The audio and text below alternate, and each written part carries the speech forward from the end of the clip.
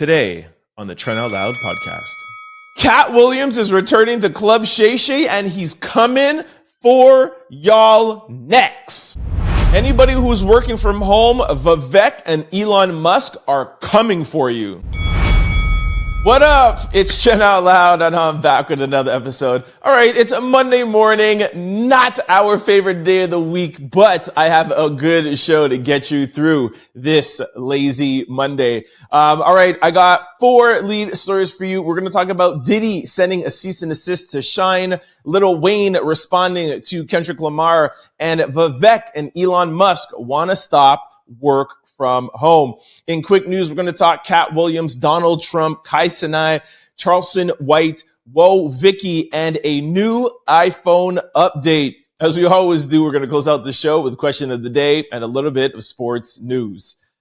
Y'all know what time it is. Turn your TV, radio, and your devices up. I'm about to start this show. Let's go. Our first lead story. All right, so let's kick off the day with talking about some Diddy news. For those of you who missed it, we did do a special Diddy bail episode, episode 382, Monday. Sorry, it was Friday. Sorry, it's Monday morning, guys. It was Friday at around 7 o'clock. So I'm just going to do a quick recap for those who didn't get to see that episode. Diddy will probably be getting out of jail this week. He did have a bail hearing, his third bail hearing. It went super well. And they have to follow up, I think actually today with the judge, and they will make a final ruling sometime this week. It could even be out right now or Tuesday or Wednesday. I'm not going to go into it all over again and tell you guys all the reasons. Like I said, we did a special pod. If you want to go and check that out, you can. It's episode 382. But basically, they were talking about the Cassie videotape, saying that that was not him being violent. That was literally just a domestic dispute.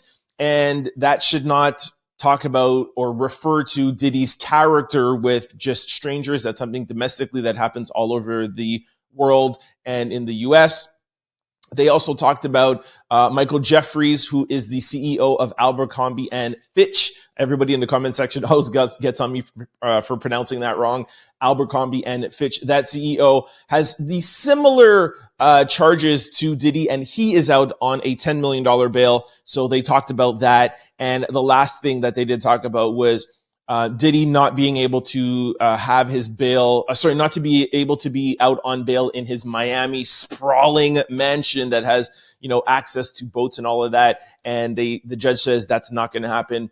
And they came and they said, look, we have an apartment right here in Manhattan, a couple of minutes away from the courthouse. How does that work out? And the judge seemed to be open to those 3 changes in the bail conversation. So like I said, if you want some more details, you could check that out. Just want to mention something. A lot of people commented below that episode and was saying that they don't like how excited I seemed with bail, with Diddy getting bail. I am always excited. You guys listen to this podcast daily. I'm always excited. I'm always on a 10. That's why I don't drink coffee. And especially on a Friday, I'm always on a 10. And I actually even said, if you would listen to that whole podcast, I even actually said, hey, by the way, I know it sounded excited, but it's just Friday. I'm in a great mood. And more importantly, I was really excited because a lot of you were saying, oh, he's never going to get out. And I told you that I had sources behind the scenes tell me that this time around, Diddy has reached out to Trump and he's reached out to some of Trump's allies because, like I told you guys a couple of times already for the past weeks, Trump and Diddy has been really good friends for 25 years. I'm not saying that that is exactly what happened, but I told you that's what I've been hearing. And a lot of you were like, this is just clickbait. So I was more happy that I was predicting that he is probably going to get out on bail. So just to reiterate, like I said in that episode, I think all of the things that they are accusing Diddy of doing are horrible crimes. If he is proven guilty that he committed any of these acts, it is horrible. I hope he spends the rest of his life in jail. Again, I said this in the episode, but it was 10 or 15 minutes in, and maybe some of you don't listen to the whole thing. And my opinions on Diddy getting bail. I think everybody has a right to due process, and but it doesn't. I have no skin in the game. You know what I mean? Diddy and I aren't boys, so whether he stays in or he gets out on bail, on house arrest. It doesn't, I have no skin in the game. I tell you guys literally 10 or 15 different news stories daily. I try to deliver it in an upbeat, positive way, whether I'm talking about Donald Trump or Kamala Harris, and if I'm upbeat about Trump, people say, oh, you're a Trump supporter. If I'm upbeat about Kamala, they say you're a Kamala supporter. And now with Diddy. So just want to address that. When I bring you guys news, I'm literally just trying to bring it to you in an upbeat, positive way. But I also do understand that this Diddy case is very triggering for a lot of people out there that might have been in the same situation, similar situations, or know somebody. So just wanted to reiterate that no skin in the game, whether Diddy stays in or he gets out, has no significance to me. And my excitement was just to let you guys know that I had a source that was telling me that this was the third time that he was going to be out. So speaking of that, I wanted to play a video that's been circulating online from for a very prominent lawyer in New York City that he can explain probably in a little bit better legal terms than I do about why Diddy is going to get bail for a lot of you people who don't believe that he is going to get bail. And just to reiterate something about bail, bail doesn't mean you're not guilty. Bail doesn't mean that you will not get sentenced to your crimes. Bail just means that, hey, you've been tried for a crime and you can stay on house arrest while you go through trial, prepare for trial, and then we will go and see you in court May 5th. A lot of people have been charged for things and don't have to stay in jail. Again, I understand the people who feel that he is a danger and he should stay in jail. I totally get that. But again, you have a right to due process, and everybody has a chance to have the assumption of innocence until proven guilty. All right. So anyways, here is this lawyer that will explain some of the things that I didn't get to explain to you guys on Friday's episode. Take a listen. Third time just might be the charm for P. Diddy's bond motion. And let me tell you why I think he's going to get a bond. The judge was buying a lot of the defense's arguments, and they were good arguments. The judge said, I'm looking at these text messages with the witnesses. What's tampering here? And that's what's leading him to say that, hey, why under this set of conditions can't I give this guy bail? They said that this guy's this guy's that. Okay, where's the evidence? Other than a video showing him beating his wife in a hotel lobby, what else is there? Really? They have not identified a single other witness or video showing violence, showing really anything. Will they? Maybe. But for now, I think the judge is going to give him a bond because it's been 2 months and it looks like Puff is a freak and a wife beater, but that's not a no bond type of situation. So that is it. We will have a decision soon. If it falls in time when we're doing this pod, we will put it on a normal pod. If it falls in a time that's not, we will have another special episode and let you know if he is out and the reasons why he's out, and if he does not get out, the reasons why. So stay tuned to the Desist Out Loud podcast. Keep it locked for all things that has to do with Sean Diddy Combs and this trial. Our second lead story, Diddy issues cease and desist to Shyne over his documentary. A source said that Diddy is not trying to block the film's release, but was looking to ensure that the facts were straight after Shyne alleged that he took the fall for Diddy over the infamous case that happened 25 years ago. Shyne, who was born Jamal Burrows, was at a Manhattan nightclub in 1999 with his pal and boss Diddy, along with Jennifer Lopez, when an altercation broke out and Shyne and another man got into an incident and Shyne was arrested. All right, we all know the story by now. Let me know below if any of you guys have watched the documentary. The name of it is called The Honorable Shyne, if I'm not mistaken. I did watch the whole thing. Took me a couple of days. I found parts of it a little bit boring. So I literally watched it as I was sleeping, but it was good. I heard a lot of mixed reactions about it. Most people said that it was really good. One influencer who I follow thought it was really amazing. Let me know if you guys saw it. I think maybe because I know the whole story and I've heard it a million times from in the press and people telling me about it in the industry. Maybe for me, that's why it was a little bit boring. And I also don't sorry, I don't want to say it was boring. Sorry. I feel like it wasn't revealing. I feel like I didn't get any sort of like inside information. Normally when you have a documentary, it's like, let's pull the curtain back and go and dig behind the scenes. And I feel because it was Shyne who was doing it, I feel like he was just telling only his perspective.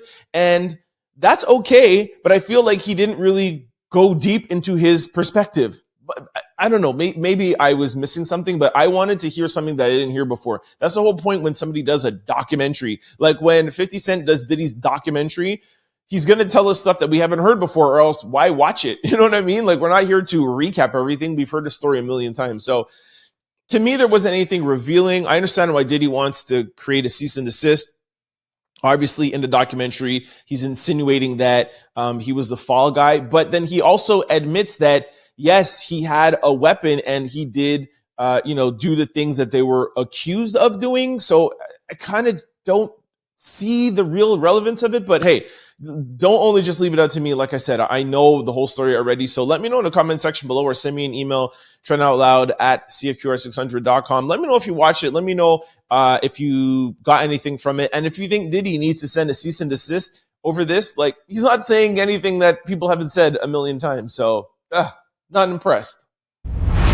Our third lead story, Donald Trump gets served by Central Park 5 at Mar-a-Lago on election day. Okay, I thought this was really interesting. We've heard for the past week or so that all these cases from the state and the feds are all being dropped. And I came across this, that the Central Park 5, now the exonerated 5, is still going ahead with their civil suit from the defamation suit, from when Donald Trump said that they were guilty during the presidential debate.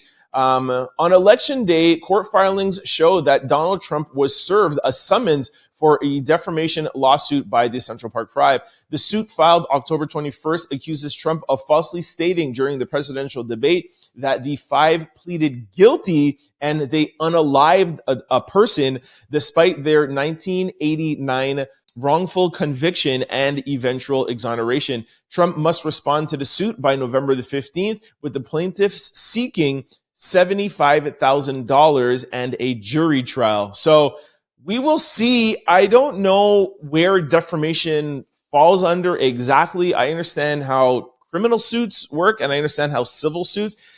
Now, I don't really understand how defamation works. If anybody knows, please comment below or send me an email and I'll let you guys know on the following podcast. But this is not something that is from the DOJ, so this is not federal. And I feel like it's probably gonna go through. Yes, he is the president, but I'm not too sure how this works. If he is the president, if he is still up for a defamation lawsuit, and it seems like he is because he has been summoned. So might be the only case, ironically, that Trump is going to have to face, the exonerated 5 or Central Park 5. For those of you who don't know who the Central Park 5 or exonerated 5 is, Google it, do your research. And it's just a crazy story. Trump went after these group of four black men, and I think one was Latino, and he went after them, took out a full page ad in the newspaper. This is one of the first cases where they were saying that Donald Trump was racist, and has gone on. They were exonerated. They were not found guilty at all. And he's still talking about them during a presidential election, which was crazy.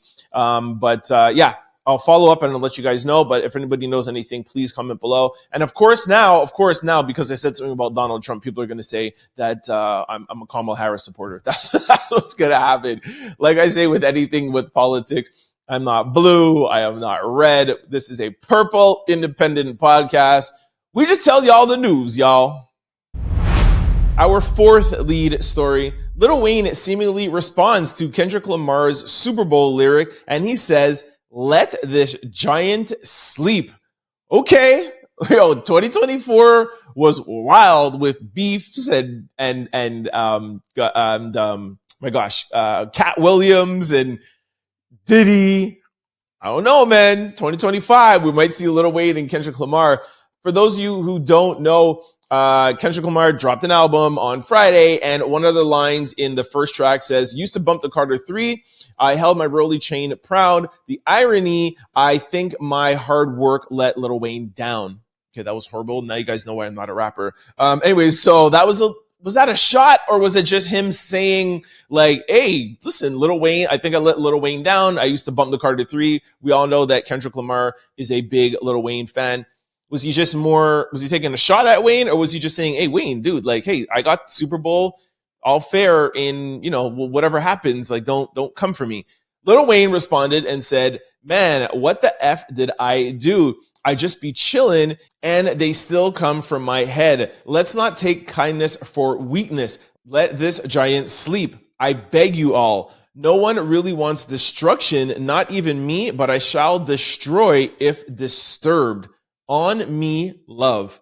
Now, y'all know I'm a big Lil Wayne fan. I didn't really love this tweet. I don't know. Don't call yourself a giant. Let other people call you that. Nobody really wants destruction, even me, but I shall destroy if disturbed. I would much rather like something a little bit more subliminal, or maybe like a line or a double entendre or something a little bit more clever from Wayne. But I guess I don't know, just what he came up with. And I don't even really know 100% if I want to see a Wayne and Kendrick battle, to be honest with you. Wayne is not who he was, I don't know, even 5 years ago, for sure not who he was 10 years ago. Not taking anything away from him, like he's battle tested, but just Kendrick is hot right now. Like Kendrick is in his zone. As a Drake fan, as a Canadian, I will admit Kendrick is in a zone. By the way, in the last podcast, I did touch on our Diddy special 382. I did touch on Kendrick Lamar. So go over to that podcast and check out my review on the Kendrick Lamar's album. But yeah, I don't know if I want Wayne to jump into this arena right now, man. Like, we cannot have Kendrick have another win under his belt, under Cash Money, Young Money. Nah, we will let Kendrick have his moment, man. He has too much momentum right now. I think Wayne should stand back and stand down. And yeah, let me know what you guys think. Our fifth lead story: Vivek and Elon Musk want to end work from home for all federal employees. Elon Musk and Vivek have proposed that Donald Trump should require federal employees to return to the office 5 days a week as per the initiative to reduce the federal workforce. In a recent Wall Street Journal op-ed, they argued requiring federal employees to come back to the office 5 days a week would result in a wave of voluntary termination that would be welcomed. If federal employees don't want to show up, American taxpayers shouldn't have to pay them to stay at home. Trump has tapped both men to lead the new department focused on government efficiency. Musk, who mandates in-person work at his companies like SpaceX and Tesla, called remote work from home a moral issue. He argued in 2023 that people should get off of their moral high horse and get back to work. The ending of the article literally just took what I was about to tell you guys. And the only reason why, especially Elon is doing this, is because he hates work from home. So he wants to implement this in the federal government so that it becomes the norm back in the normal workforce. That's not going to happen, Elon. I don't care how rich you are or how smart you are. I don't agree with this. I think it's such a bad idea. For those of you who don't know, I literally had a national brand here in Canada with stores, across Canada, and I loved working from home. I loved having my staff working from home, and the people who did work in the offices, if they wanted to work from home, I had no problem. I have been doing it literally for the past 10 or 15 years. You get more out of people when you trust them. You get more out of people when you don't multitask over them. I'm a big proponent of working from home, and anybody that has a target-based, position where you have to oversee something, like, hey, you have to put, whatever. Let's say you work online and these 10 sneakers have to be put online. As long as you put the 10 sneakers online and they sell, I don't care if you do it from a desk, from your house, from a beach or whatever. Like, if you get your work done, that's it. yes, the sales staff, of course, they have to be there because they work with people. So there's certain jobs that if you're working on your computer and you need to do 10 things, as long as you do those 10 things, who cares where you do it from, as long as you just get it done. So I'm a big advocate for working from home, and I totally disagree with Elon and Vivek. All right, this brings us to quick news. Ring my bell. Talking about Elon Musk, Elon Musk's net worth hits a record high thanks to a $57 billion post-windfall election. Elon Musk is officially the richest he's ever been and the wealthiest person ever, Mr. Work from the Office.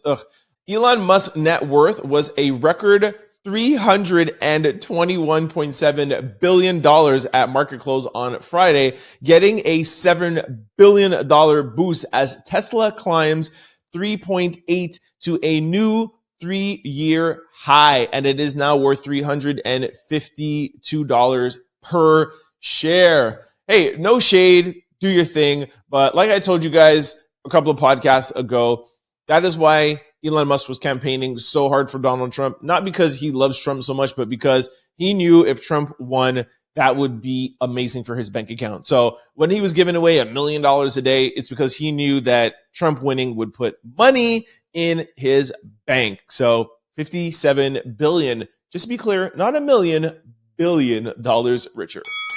All right, keeping it money. Our second quick story. Walmart warns that Trump's proposed tariff would likely rise prices for customers.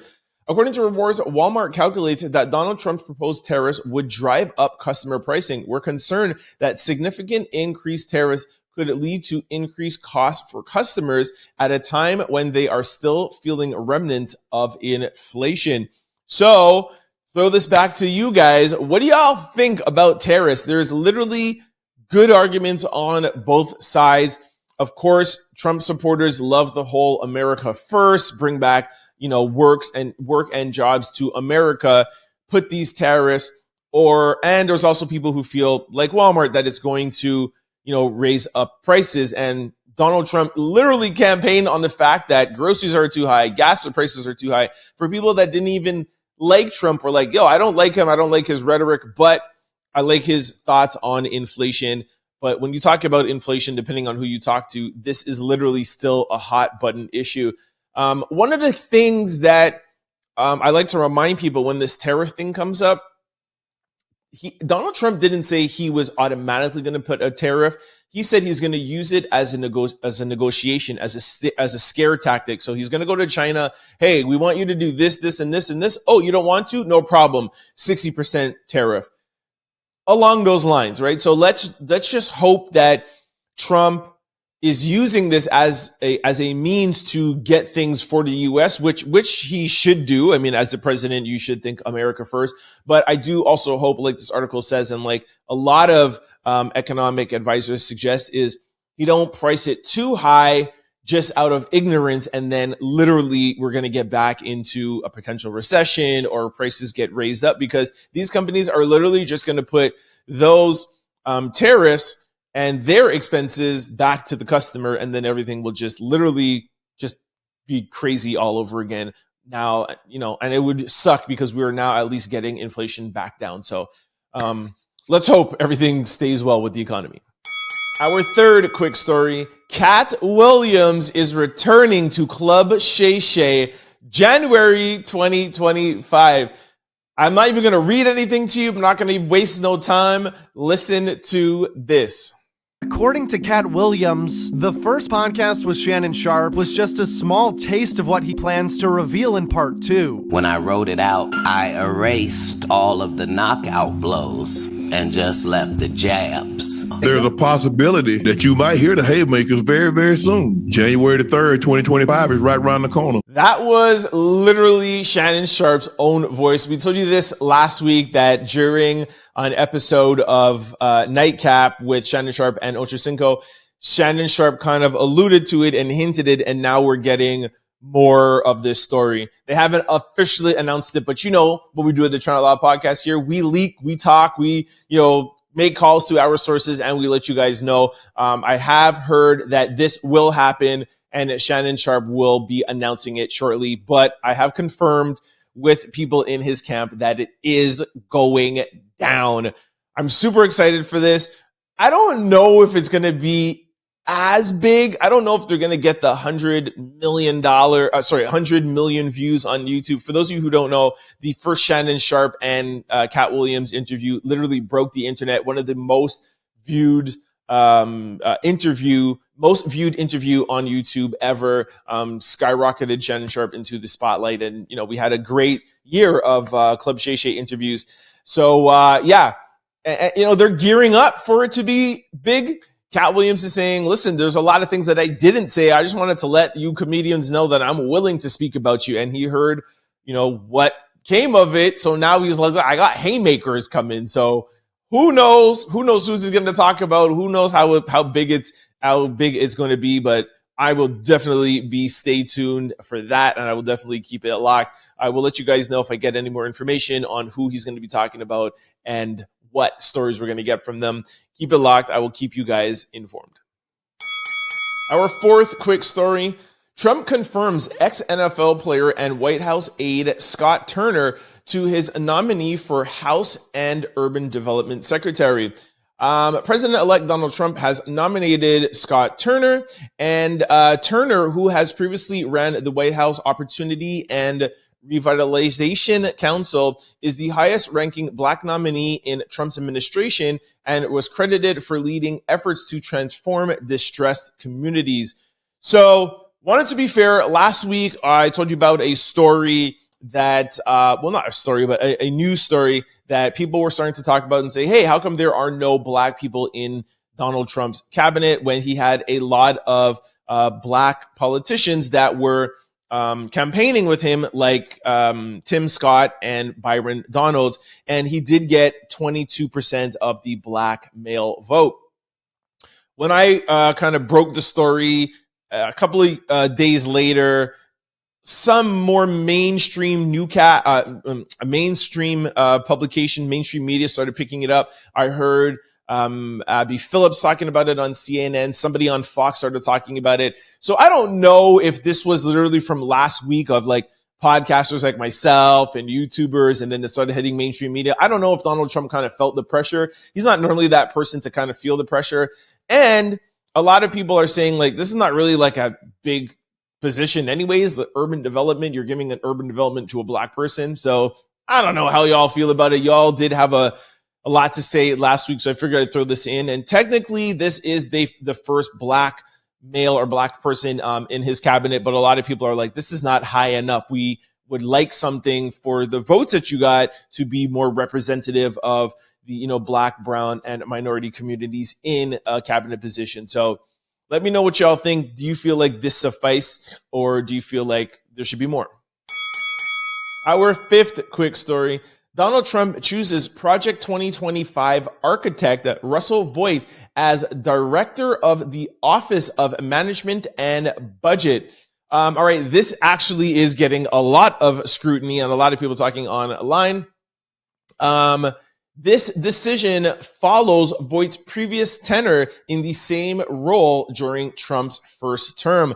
That is key here, where he has been here before and in this exact same position from 2016 to 2020. So it's not surprising that Donald Trump would put him in that same position. Now, of course, we didn't have Project 2025 back then. And of course, Project 2025 is totally crazy. But like I said, every time I talk about Donald Trump and the presidency that's coming up, Trump has been in office before. I know that his nominees and the people in his cabinet were a lot more experienced than the people he's putting in his cabinet now. But I just think that we should give him a chance because we don't have any choice. He's going to be the president-elect. The people have voted. It is a democracy. And give him an opportunity to prove people wrong and see if he could do what he's doing. Once again, not a Donald Trump supporter, not a Kamala Harris supporter. All I'm just saying is that instead of people freaking out and saying, oh my gosh, it's the end or whatever, blah, blah, like, let's just get an opportunity, give him an opportunity. Let's get in here, see what's going to happen, see what all of these nominations are going to do, and see if he can fix up the economy and fix up the border and do all of this stuff. Russell has been in this position before. Let's see what happens.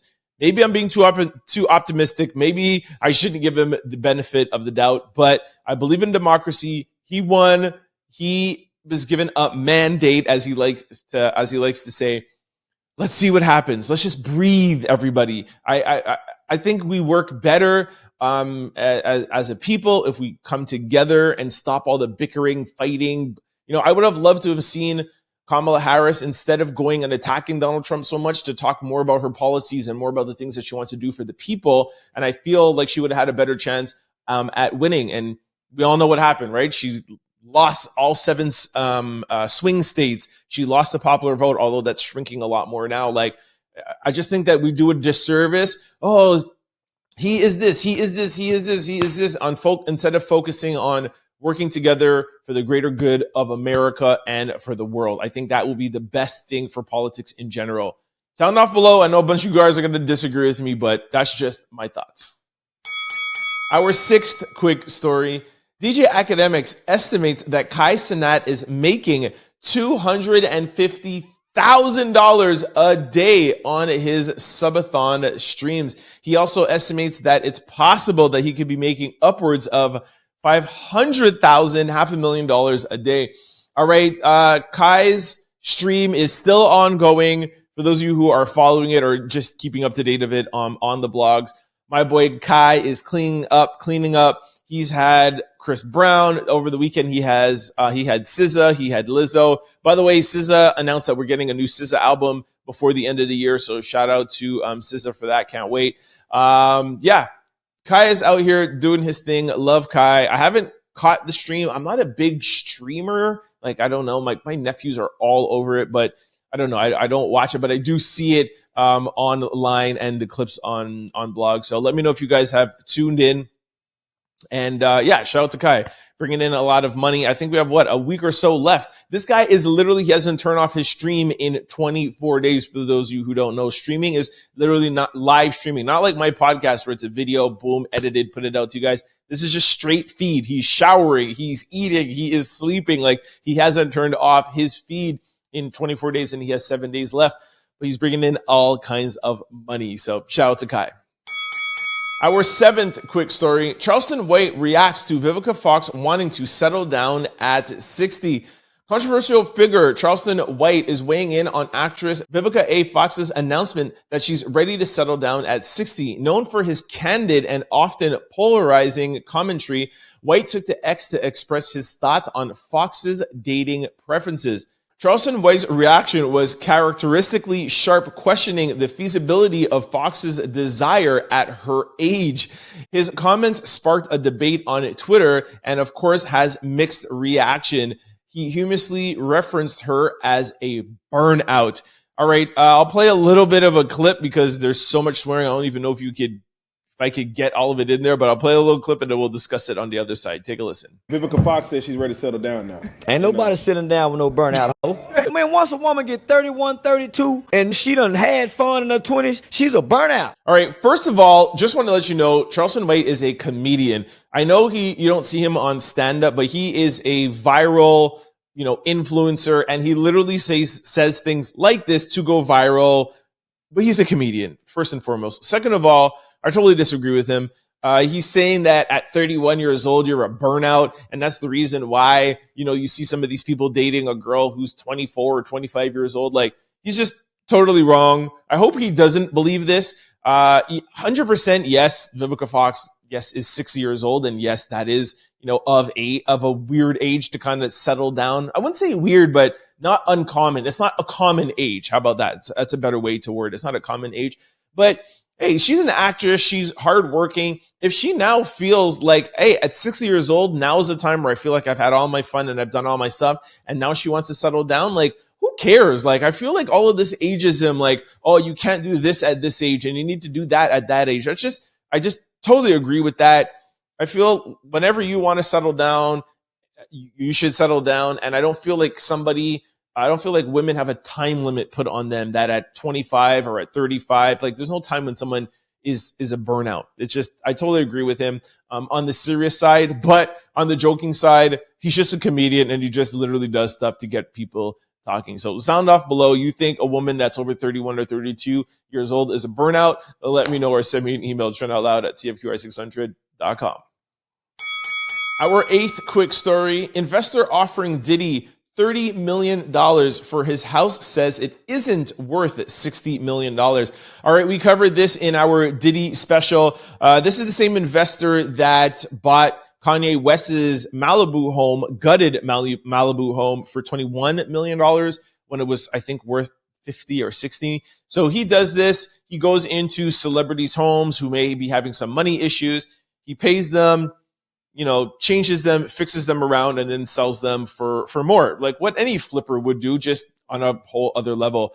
Here's a little clip of him talking to, I think it's TMZ. Take a listen. So you just bought Kanye's house, and now you want to buy Diddy's home. Does it bother you that maybe some of the freak-off parties might have happened in the home? I'm pretty sure they did happen. However, that's the whole premise of this project, is to change the stigma, get in there and completely change the whole interior. So there you have it. Any ballers out there who have, $40, $50 million interested in buying Diddy's home, but feels like, ugh, I don't want, these freak offs and these kind of weird things around. No, the person who's making an offer to buy it, they're going to buy it. They're going to change everything up, change out the house, gut it all up, and you won't have any feelings of Diddy, and you'll have a nice, beautiful LA mansion. Our 9th quick story, Woah Vicky has the internet ablaze. Woah Vicky is an influencer, and over the weekend, Sunday actually, she tweeted out this: I'm a successful single woman who's looking for a successful black athlete, football player, or basketball player is fine with me. Let's have children and be loyal and get married. Are there any takers? All right, so Woah Vicky is white, and she's looking for a black athlete, I guess, who's obviously a multimillionaire. Literally, people have been dragging her online for this. But of course, there are also some people who are in her camp and they're like, yo, what is wrong with her saying that? Black women say this all the time. I'll read you a couple of things. It said, somebody said, you already know black men are going to be flocking to her because black men are easy. Another person said, all she is doing is manifesting like y'all told everybody to do. Vicky replied to that and said, believe me, God, by faith, that is what I want, and I will receive what I want to receive. Another person said, if only OJ was still available. Somebody else said, she put athlete and loyalty in the same sentence. Baby, Sierra already snatched up the only one there was. And that's obviously talking about Russell Wilson, quarterback for the Pittsburgh Steelers. Vicky wrote back and said, nah, there's one more for me. Another girl said, go to bed before I call Krishan out for you. Another person wrote in and said, so does this mean that she's considered a gold digger, or does that only apply for a black woman when they're looking for the same type of man? And then somebody else wrote in and said, what's wrong with white athletes? So like I said, there's black women saying stuff, white guys saying stuff, or whatever. She brought this whole race into it, and money and gold digger. Literally, there's the comments are wild. So I want to bring it here. Let you guys sound off in the comment section below or send me emails. Do you think there's anything wrong with a white influencer saying, listen, I want a black basketball player or football player? She doesn't mind, but she wants a black athlete who's rich, but she wants to marry him and have kids and wants to be loyal. Is that wrong to manifest or not? Sound off below. Our 10th quick story. Some iPhone users aren't feeling Apple's new recording feature. Apple Recording was one of the features included in the ISO 18.1 data update. And let's just say some users are concerned, calling into question one's right for privacy. How do y'all feel about it? I hate to break it to you guys, but there are millions of recording apps that you can get in the App Store. This just makes it a little bit easier to record while you're speaking to somebody. It's 2024. You should assume that everything is being recorded all the time, whatever it is that you're doing. If you don't want to say something that's not recorded, say it to someone's face. even at that point, it can be recorded. It's 2024. I don't know why people literally like to just always just be in an uproar all the time. People just want to be triggered all the time. But the only reason why Apple is putting this in is, like I said, is that there's a ton of apps in the App Store, and Apple literally just brings in features to make it easier so you don't have to use third-party apps. Nothing new, people. These things have been around for years. Assume that you're being recorded all the time. All right, this brings us to question of the day. What's a popular TV show that you think is overrated, but you are afraid to say it? All right, Oh My Nina said, Martin, don't judge me or at me. How could you say that Martin is overrated? Say it's not your type of comedy, I get that, but you can't say it's overrated. That's crazy. Somebody says, Friends. Even at that, even Friends. I've never even watched Friends. I've seen maybe like one episode. But you cannot say that Friends is overrated. Come on, that's going to go down as one of the top 10 or even, top 5 greatest sitcoms of all time. Somebody said From. I don't even know what that is, if that's a show. Somebody says, I'm not afraid to say it at all. Fresh Prince, and I'm saying it from my chest. What? Fresh Prince? Overrated? Yo, how dare you? Yo, I'm blocking this person. Somebody says the whole Zeus network. That's hilarious. What else? Somebody said Power, Ghost, and the return of Ghost. Now, if you want to say the spinoffs are overrated, Ghost, BMF, Raising Cane, Force, I still don't agree, but I can give that to you. But you can't say Power is overrated. Power was a great series, man. Love that. Somebody said The Office, and somebody says just can't get into it. Again, a show I've never watched. I don't like that slapstick comedy. I can't even say, even like Friends and Seinfeld, I've maybe seen an episode or two to tell you a little bit about it. The Office, I haven't even watched 1 second of The Office, so I cannot give my my opinion on that. But I doubt it was overrated because that's Steve Carell, and he's a really smart comedian. So I beg to differ. I would tend to beg to differ for that one. Somebody said Grey's Anatomy, again, something I've never watched, but that had like 25 seasons. Somebody said Power. Wow. I can't believe I'm actually seeing this. This person, Smith825, said Game of Thrones. Never seen a single episode. Clearly, you've never seen a single episode, so you cannot say that show is overrated. That show was underrated. No matter what you say about that show, you cannot overrate it. It's that great of a show. And take it from me, I'm a TV series buff. I have literally watched almost every streaming show. Whew. And I'll admit, it took me like an episode or two to get into it because I don't like historical, like old setting things like that. What a great show. If you've never watched Game of Thrones, trust me, just watch 3 episodes. I don't care how hard it is. Just give it to 3 episodes. And if you can't get in from there, then stop. But Game of Thrones is amazing. All right. Somebody said The Bachelor, Bachelorette, Golden Bachelor. Cool. Never watched that. Bridgerton. Hey, you know what? Thanks for reminding me. I'm going to watch Bridgerton. Again, I don't like period pieces, but I definitely have to check that out. Somebody said Breaking Bad. All right. That's it. I'm putting down my phone. Breaking Bad is top 3 streaming services drama series of all time. Y'all are crazy out here, man. I don't agree with anything. I think this might be the first time I don't agree with any question of the day. Let me know in the comment section below, which TV show do you think is overrated and you're afraid to say it or not afraid to say it, all right? Comment below or send me an email, trentoutloud@cfqr600.com. All right, this brings us to sports news. LeMelo Ball hits a career high 50.5 rebounds and 10 assists, but they cannot beat the Bucks. Shout out to Melo. He got 40 of those 50 points in the second quarter. He is balling out here. Just wanted to give him a salute and a shout out. Like I said, not enough to beat the Bucks. That sucks when you have such a great game like that. But they really need to either get Melo some help or trade him. I don't know his contract or when he's up, but yeah, man, I always liked all the Ball brothers.